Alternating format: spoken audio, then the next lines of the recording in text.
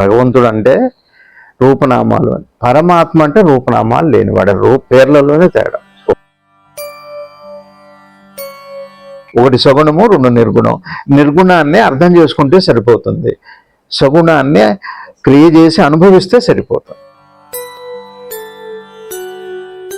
అలానే నేను అంటే దేహస్పృహతో దర్శించేది భగవద్ దర్శనం, నేను అన్న భావం పోయిన తర్వాత దర్శించేది పరమాత్మ దర్శనం. ఇంతే తేడా.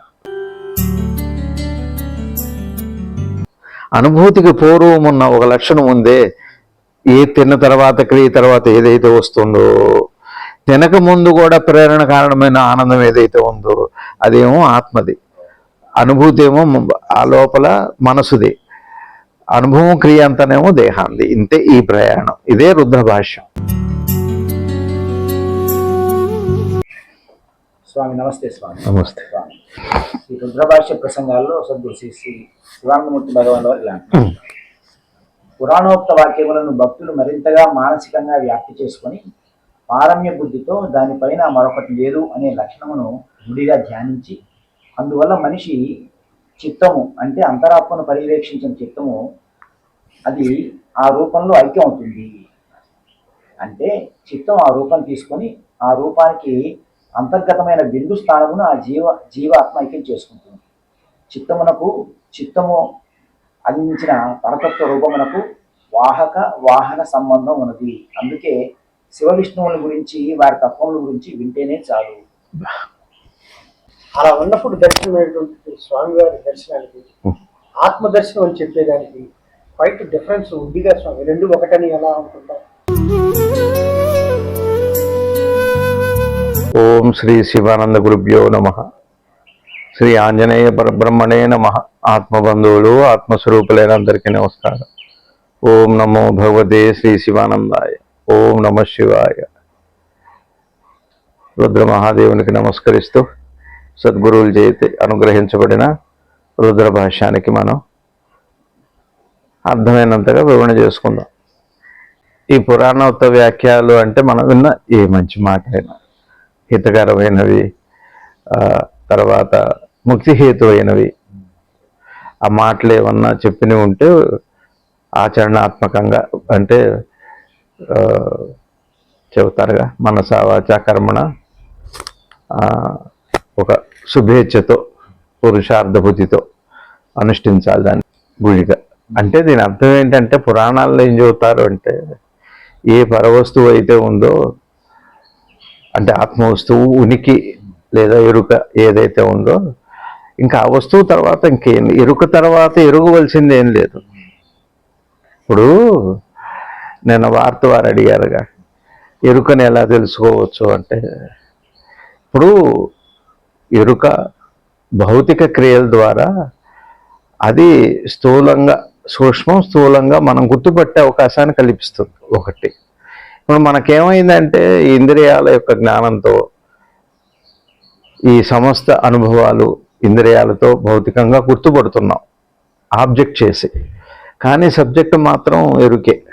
అయితే ఎరుకని గుర్తుపట్టాలంటే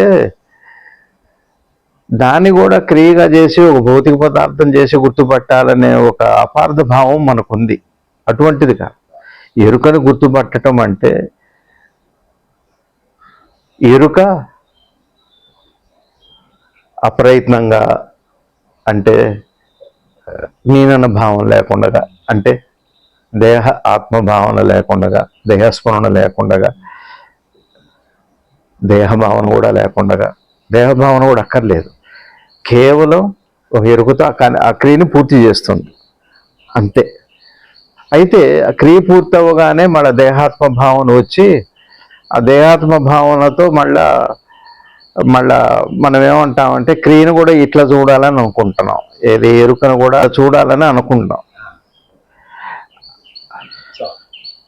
అలా చూడకూడదు. అందుకనే అలా చూడాలనుకోవటం కాదు అది.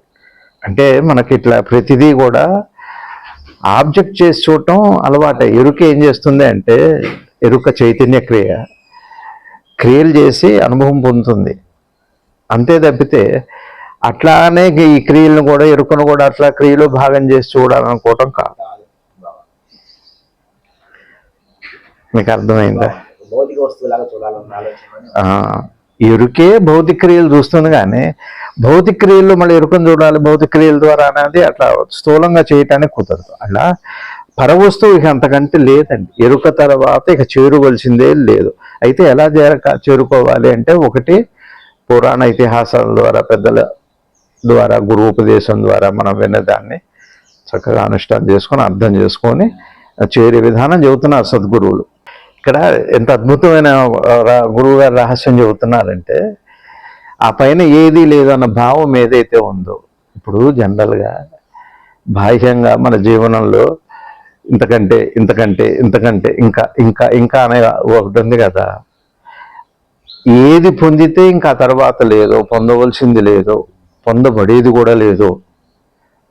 పొందబడేది, పొందవలసింది, అట్లానే పొందుతున్న వస్తువు కానీ ఇవేమీ ఉండవు, అన్నీ పోతాయి కదా. అలాంటి స్థితి కేవలం భావం చేత చాలు. అట్లాంటి దృఢమైన నిశ్చిత బుద్ధి కలిగి ఉండాలి, ఉంటే చాలు అంటున్నారు. దీన్ని విశ్వాసం అని. శరణాగతి బుద్ధి అనేది కూడా అదే.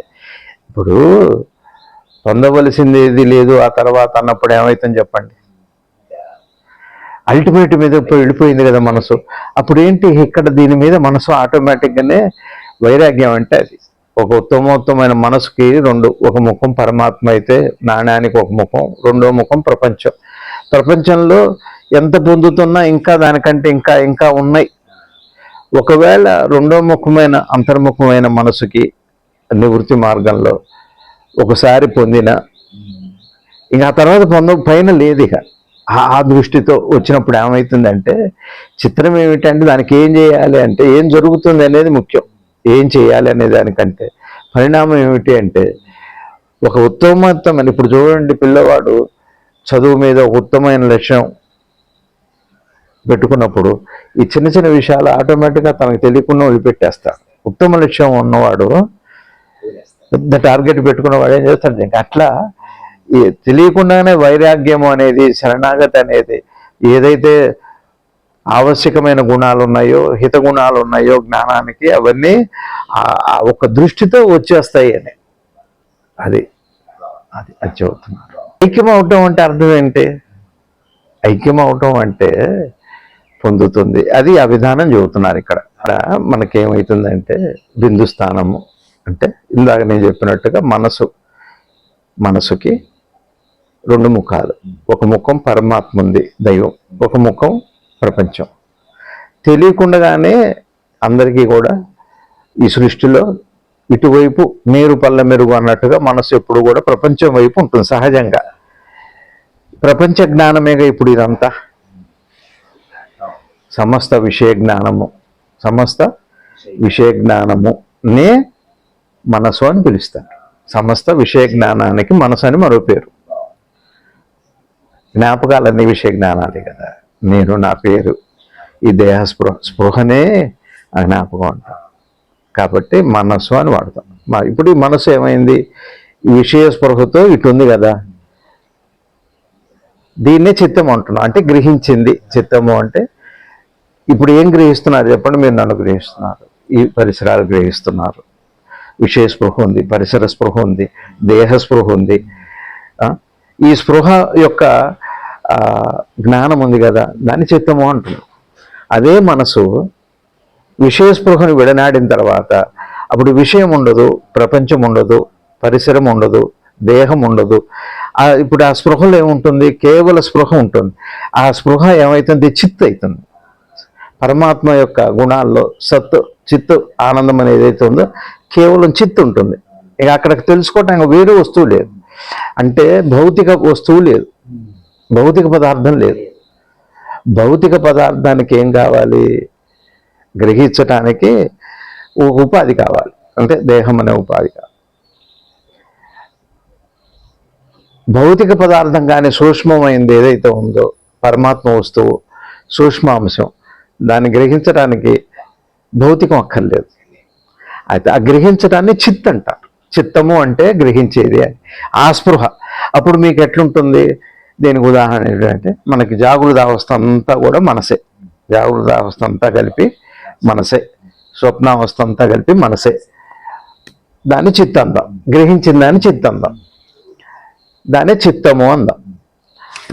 ఇప్పుడు గాఢ నిద్ర పట్టింది కదా, ప్రపంచ స్పృహ లేదు కదా, విషయ స్పృహ లేదు కదా, ప్రపంచంతో పాటు విషయ స్పృహ పోయింది. మరి దేహస్పృహ ఉందా? దేహస్పృహ కూడా లేదు. దేహస్పృహ పోయింది కదా, కొన్ని ఇంద్రియ స్పృహ ఉందా? అంటే దేహం ఇంద్రియాల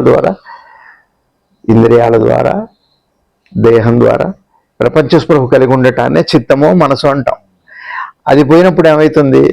కేవలం ఆనందాన్ని అనుభవిస్తాడు. సుషుప్తులు తాత్కాలికంగా కేవలం కొంతసేపు దాన్ని, అది చిత్తే, ఆనందాన్ని అనుభవిస్తాడు, శాంతిని అనుభవిస్తాడు నిద్రలో. అక్కడ మరి రూపనామ ప్రపంచం భౌతికమేం లేదు, సూక్ష్మమే ఉంది. అదే చిత్తు ఉంది, అదే ఆనందంగా ఉంది. అదంతా సూక్ష్మమే. సత్తు చిత్తు ఆనందమంతా కూడా సూక్ష్మమే. అలా ఆనందాన్ని తాత్కాలికంగా అనుభవిస్తాడు. ఆ జ్ఞానంతో ఆ బిందువును పొందుతున్నాడు. అంటే బిందువు అంటే అది మనకు ఆంజనేయ స్వామి చెప్పడం, బిందునాథ కళాతీతం ఉత్పత్తి స్థితి వర్జితం సాక్షాత్ ఈశ్వరము ఆంజనేయం నమామ్యహం అని. బిందువు అంటే కారణము అని. అంటే దేనికి కారణం బిందువు? అంటే ఆ బిందువులోంచే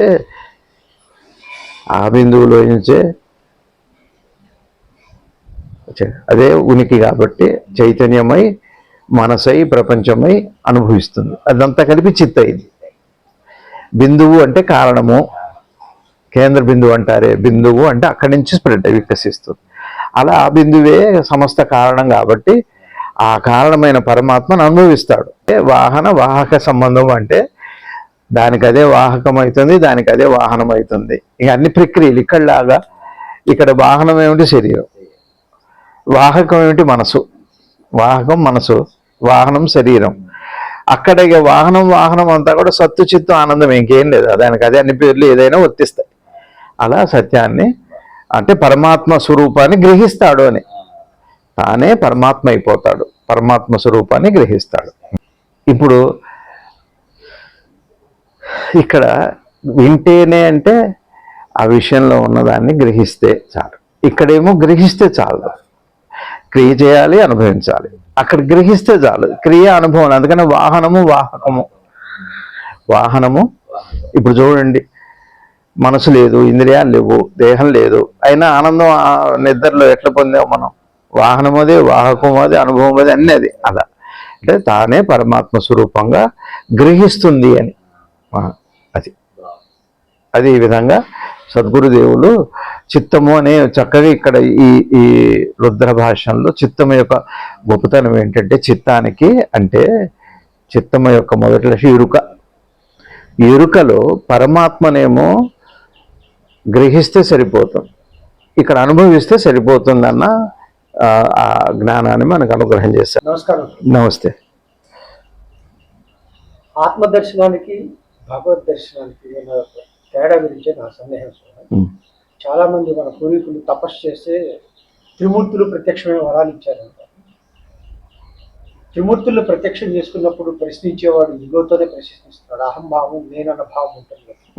అలా ఉన్నప్పుడు దర్శనమైనటువంటి స్వామివారి దర్శనానికి ఆత్మదర్శనం అని చెప్పేదానికి క్వైట్ డిఫరెన్స్ ఉందిగా స్వామి. రెండు ఒకటని ఎలా అనుకుంటాం? అంటే ఒకటి కాదు, ఒకటి స్థూలమైన అనుభవం, ఒకటి సూక్ష్మమైన అనుభవం. భగవద్ దర్శనము అన్నారు. ఇప్పుడు మనకి భగవంతుడు అంటే ఏంటి? రూపనామాలు ఉన్నాడు అని అంటారు. భగవంతుడు అంటే రూపనామాలు అని. పరమాత్మ అంటే రూపనామాలు లేనివాడు, పేర్లలోనే తేడా. ఒకటి, నేను భగవద్ దర్శనం చేశాను. నేను అనే మాటలో ఇక్కడ ఈ పద ప్రయోగంలో దేహాత్మభావం అంటే దేహస్పృహతో కలిసి, దేహ భావనతో కలిసి. నేనంటే ఎవరు ఇక్కడ? దేహం. అంటే నేను ఎలా చూడాలి ఈశ్వరుణ్ణి? దర్శనం అంటే మళ్ళీ దేహంతో చూస్తాం. ఇది స్థూల దర్శనం. ఇకపోతే నిద్రలో నేను నిద్రపోయాను అంటారు, నేను నిద్రని అనుభవించాను అంటారు. శాంతిని అంటే మరి ఇదే శరీర స్పృహతోనా? కాదు. పోనీ ఇదే మానసిక స్పృహతోనా? కాదు. కానీ దాన్ని అనుభవించిన విధానం వేరు, అది పరమాత్మ దర్శనం. అలానే నేను అంటే దేహస్పృహతో దర్శించేది భగవద్ దర్శనం, నేను అన్న భావం పోయిన తర్వాత దర్శించేది పరమాత్మ దర్శనం. ఇంతే తేడా. చాలా తేడా. ఇప్పుడు చూడండి, మామిడి పండు తిన్నారా? తిన్నారు. రుచినేమో అనుభూతిగా అనుభవిస్తారు. రుచి మీకు కనపడిందా? అనుభూతిగా ఉంది. అదే మామిడి పండు కంటే రూపం కనపడదు. ఇంతే తేడా అక్కడ కూడా ఉంది. ఇంతే తేడా. రుచి అనగానే సూక్ష్మాంశమైంది, పండు అనగానే స్థూలాంశమైంది. ఏ పండు ఆ పండు. అట్లానే భగవంతుడు అనగానే అది సగుణ రూపమైంది, పరమాత్మ అనగానే నిర్గుణ రూపమైంది, అది మీ స్వరూపం. రెండు మీవే. నేను అంటేనేమో మీ సగుణ రూపమైన దేహం, ఆత్మ అనగానే మీ నిర్గుణమైన మీ స్వరూపం ఎరుక. అంతే. ఎరుక లేని దేహస్పృహ లేదు. దేహాత్మ భావనలో దేహము అనే భావన ఆత్మకు వచ్చింది కదా, ఎరుకకేగా. ఆత్మ అనే దేహానికి రాదు. దేహం అనే భావం ఆత్మకే వచ్చింది. దేహం కాదు ఇది, సూక్ష్మమైన ఎరుకనే భావం కూడా దానికి వస్తుంది. ఒక భావ స్థానంలో మరొక భావం. ఇందాక రుద్ర భాషల్లో సద్గురుదేవులు చెప్పింది స్థూలాంశకు సంబంధించిన ఒక అనుభూతి, సూక్ష్మాంశానికి సంబంధించిన ఒక అనుభూతి. ఒకటి సగుణము, రెండు నిర్గుణం. నిర్గుణాన్ని అర్థం చేసుకుంటే సరిపోతుంది, సగుణాన్ని క్రియ చేసి అనుభవిస్తే సరిపోతుంది. అదే రెండింటికి తేడా.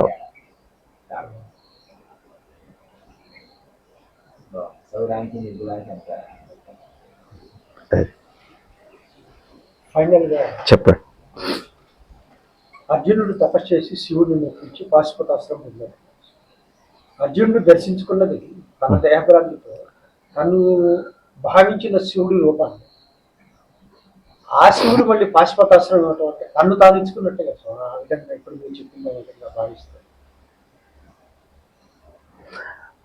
తను తాను ఇస్తున్నట్టు అనటానికి వీలు లేదండి.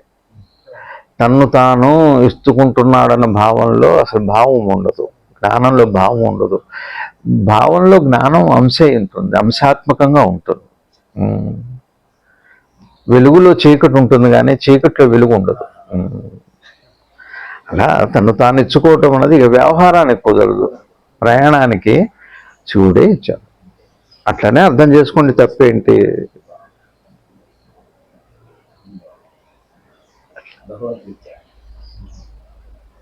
ఒక మాట చెప్పనా, ఇంకా ఇందాక మామిడి పండు రుచి, మామిడి పండు అనగానే మీకు కనపడుతుంది, రుచి అనగానే మనసు అనుభవిస్తుంది. మనసు సరే ఏమవుతుంది? ఆ పండు తింటే మీకు ఒక సంతోషం, ఒక అనుభూతి, ఆనందం వస్తుంది. వచ్చేది అది అంటే ఒక క్రియ ద్వారా వస్తుంది. కానీ మీరు తినకుండా కూడా ఒక ఆనందం, అది అసలు అనుకుంటుండగానే ఒక రూపం ఒకటి, అది ఆత్మది అన్నమాట. అది అనుభూతికి పూర్వం ఉన్న ఒక లక్షణం ఉందే, ఏ తిన్న తర్వాత క్రియ తర్వాత ఏదైతే వస్తుందో, తినక ముందు కూడా ప్రేరణ కారణమైన ఆనందం ఏదైతే ఉందో అదేమో ఆత్మది.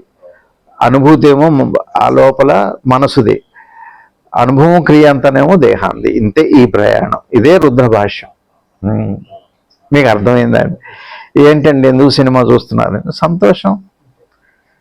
నా పిల్లల్ని చూస్తే సంతోషం, ఈ ప్రపంచాన్ని చూస్తే సంతోషం, దైవ దర్శనం చేసుకుంటే సంతోషం, ఏదైనా చేయండి నాకు సంతోషం వస్తుంది. సంతోషం వస్తుంది అన్న మాట సరే, సంతోషాన్ని ఎరిగే కదా రావాలని కోరుకుంటున్నారు. ఎరిగిన శాంతిని, ఎరిగిన సంతోషాన్నిగా మీరు కావాలంటున్నారు. అప్పటికి ఎరుగున్న సంతోషం ఏదైతే ఉందో, అనుభూతి అనేది ఏదైతే ఉందో, ప్రస్తుతం అనుభవించిన తర్వాత అనేది ఒకటి సూక్ష్మాంశంగా, కానీ దానికి మూలంగా ఉంది ఇచ్చేది అదే ఎరుక. అంటే ఎరుకలోనే ఇవన్నీ ఉన్నాయి. ఎరుక వల్లే మీకు కోరుకోవటం జరుగుతుంది, కోరిన తర్వాత అనుభూతిగా మారుతుంది, అనుభవానికి కూడా మళ్ళీ ఎరుకలోనే అనుభవం, అనుభూతి, అనుభూతి తర్వాత ఉండే మీదనే చివరి మెట్టు ఆనందమో సంతోషమో అది కూడా ఎరుకలోనే ఉంది. ఇది ఎప్పుడో ఒక రోజున మనకి పూర్తి. దాన్నే రుద్రభాష్యము అన్నారు. మీకు అర్థమవుతుందా? ఇప్పుడు మీకు మీ మనవడు గుర్తొస్తే ఒక ఆహ్లాదంగా ఉంటుంది. ఎక్కడిది అది? చూడలేదుగా, చూడలేదుగా, కానీ చూస్తే మీకు వస్తుంది. చూసినప్పుడు వచ్చే ఒక అనుభూతి ఏమో మనసు తాలూకా. చూడకుండానే చూస్తే వస్తుంది అనుకోని కదా చూస్తున్నారు, కానీ అప్పటికే ఉంది అది. అది ఎప్పుడో ఒక రోజున ఉన్నదే అని చూస్తాం, కానీ అప్పటిదాకా ఈ ప్రయాణం జరుగుతుంటుంది. అంతే. మీకు అర్థం అయింది అనుకుంటున్నాను. సూక్ష్మాంశం ఏమోనో ఉన్నదే కానీ పొందితే కానీ ఉందనుకోరు, ఉన్నదే కానీ పొందాలనుకుంటారు. చిన్న ప్రక్రియ అది. దీన్నే గురువు గారు రుద్ర భాషలో బహుశా మీ అనుమానం తీరింది అనుకుంటా. అది సూక్ష్మము స్థూలము దేహ కారణము, స్థూలము సూక్ష్మము అయితే కారణంలోనే సూక్ష్మ స్థూలాలు కూడా ఉన్నాయి. కారణంలోనే స్థూల సూక్ష్మాలు కూడా ఉన్నాయి. అదే కారణం యొక్క సూక్ష్మం, సూక్ష్మం యొక్క కారణం. ఇంకా శ్రీ శివానంద గురుభ్యో నమః. మంచి ప్రశ్న.